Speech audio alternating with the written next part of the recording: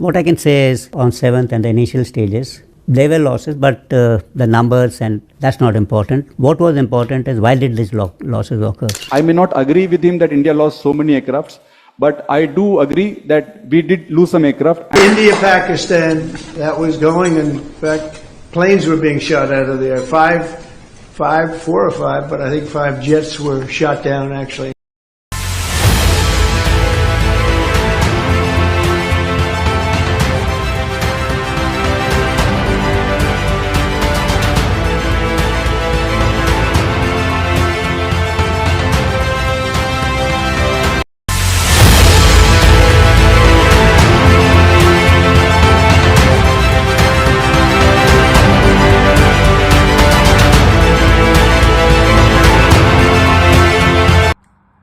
आज चर्चा संसद के मानसून सत्र की और मोदी सरकार के लिए इसमें कड़ी परीक्षा के मुद्दे हैं जिस पे अगर मोदी सरकार डगमगाई तो उसके लिए मुश्किल पेश हो सकती है।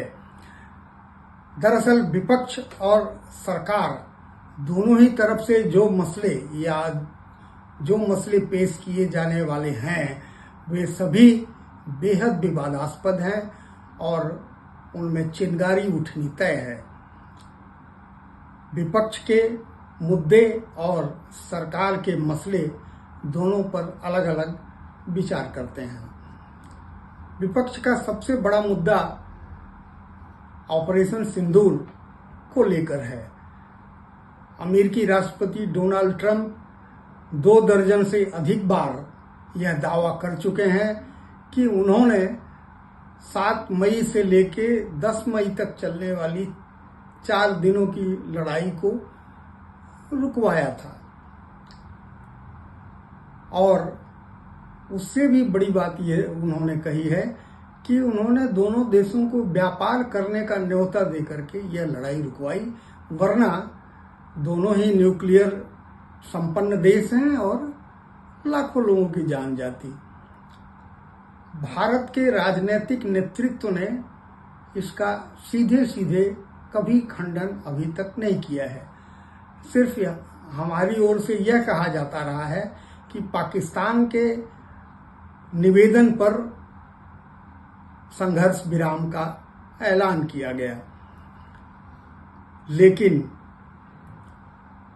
अमेरिकी राष्ट्रपति के दावों का किसी भी राजनीतिक नेतृत्व ने कोई सीधे सीधे खंडन नहीं किया।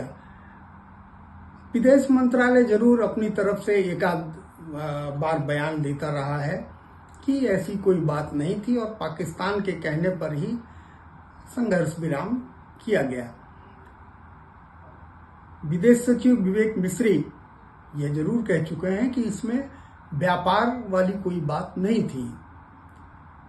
तो ये मुद्दा असल में ये गर्म इसलिए भी ज्यादा हो गया है कि कल ही ट्रंप ने यह भी दावा कर दिया कि इस लड़ाई में 7 तारीख को ही 5 जेट विमान गिरा दिए गए थे। इसका भारत सरकार और रक्षा मंत्रालय लगातार खंडन करता रहा है। हालांकि विदेशी मीडिया में ऐसी खबरें भरी पड़ी हैं कि 5 जेट विमान तो गिराए ही गए। पाकिस्तान 6 जेट विमान गिराए जाने की दावा करता है, जिसमें 3 रफाल विमान थे। लेकिन बहरहाल हमारी ओर से ऐसा इसका खंडन किया जाता रहा है। सेना की ओर से जरूर कुछ अप्रत्यक्ष ढंग से इस बात को कहा गया है कि जैसे CDS अनिल चौहान ने सिंगापुर में कहा कि यह महत्वपूर्ण नहीं है कि विमान गिरे, यह महत्वपूर्ण है कि हमने उससे क्या सबक लिया और फिर कैसे पाकिस्तान को उसका जवाब दिया। खैर, ये मुद्दे लेकिन विपक्ष उठाएगा संसद में और ये इस पर काफी हंगामा होने की संभावना है और सरकार क्या जवाब देती है यह भी देखना होगा। दूसरा जो मुद्दा है वो ही अमेरिका से ही जुड़ा है। वो जो व्यापार वार्ता अमेरिका से हो रही है उसमें टैरिफ को लेकर के है। इस व्यापार वार्ता में सबसे बड़ा मसला कृषि का है। अगर कृषि संबंधी चीजों को अमेरिका से आयात पर की छूट दी जाती है या उसके शुल्क में कमी की जाती है तो भारत के किसानों की फसलों पर काफी मुश्किल पैदा होगी। भारत के किसानों की मुश्किल को ही देखते हुए इस मुद्दे पर WTO में भी भारत पश्चिमी देशों के दबाव को नकारता रहा है। तो ये भी काफी गर्म मुद्दा होगा और विपक्ष सरकार को घेरेगा कि अमेरिका से किस तरह की व्यापार वार्ता हो रही है वो बताए। दूसरा मुद्दा जो है वो बिहार का है। बिहार में चुनाव आयोग जो SIR स्पेशल इंटेंसिव रिवीजन कर रहा है उसको लेकर है।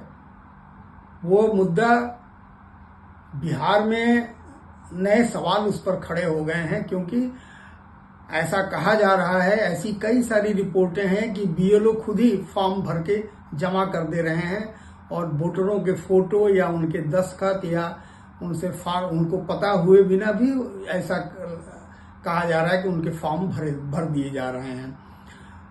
तो ये इस पूरे प्रक्रिया पर और बड़ा प्रश्न चिन्ह खड़ा हो गया है। इस पर 28 जुलाई को सुप्रीम कोर्ट में अगली सुनवाई भी होनी है।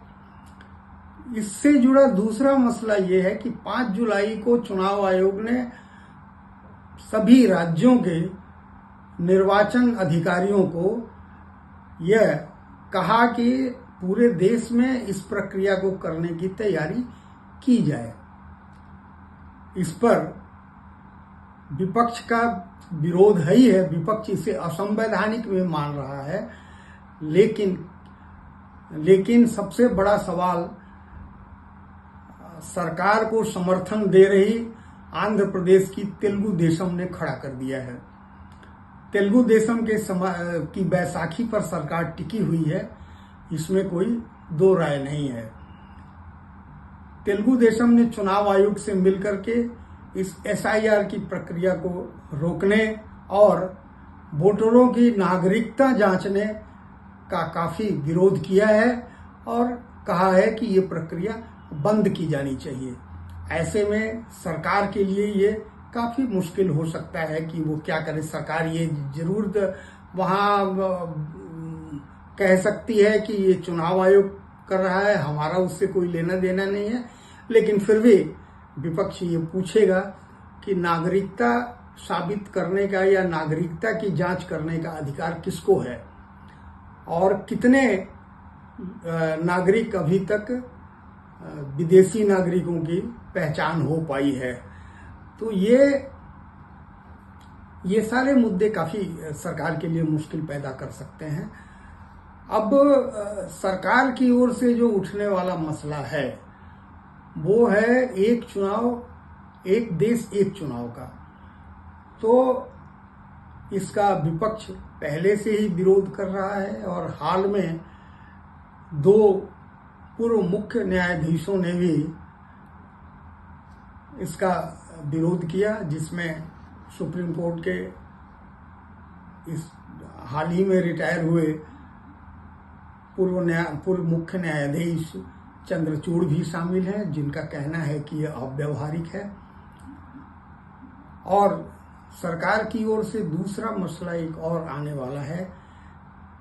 दिल्ली हाई कोर्ट के जज यशवंत वर्मा जो अब इलाहाबाद हाई कोर्ट में भेज दिए गए हैं, उन पर महाभियोग का, उनके घर से दिल्ली में नोटों के बंडल मिले थे, वहां आग लगी थी और उसके बाद सुप्रीम कोर्ट की कमेटी ने भी जांच में उन्हें दोषी पाया था। हालांकि वर्मा का कहना है कि वो इसमें दोषी नहीं है। खैर, पर सरकार चाहती है कि उनके खिलाफ महाभियोग लाया जाए और विपक्ष शायद इसका विरोध तो न करे, लेकिन विपक्ष यह सवाल उठाएगा जरूर कि